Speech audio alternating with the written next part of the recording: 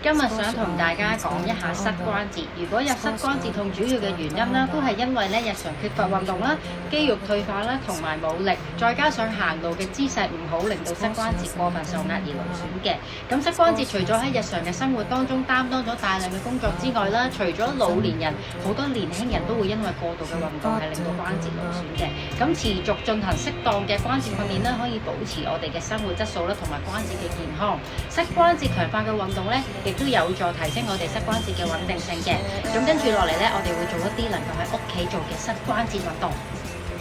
以下呢一個係一個半蹲嘅動作，注意嘅事項呢，就係呢重心唔可以放喺腳掌嘅，而係放喺腳板底至到腳踭嘅位置。膝關節係唔可以完全伸直㗎，要微曲，將腳嘅肌肉完全收緊呢先至開始。如果有膝關節痛嘅人士踎落去嘅時候呢，有機會會痛嘅。咁如果 feel 到痛呢，就唔好再落啦，等肌肉慢慢適應。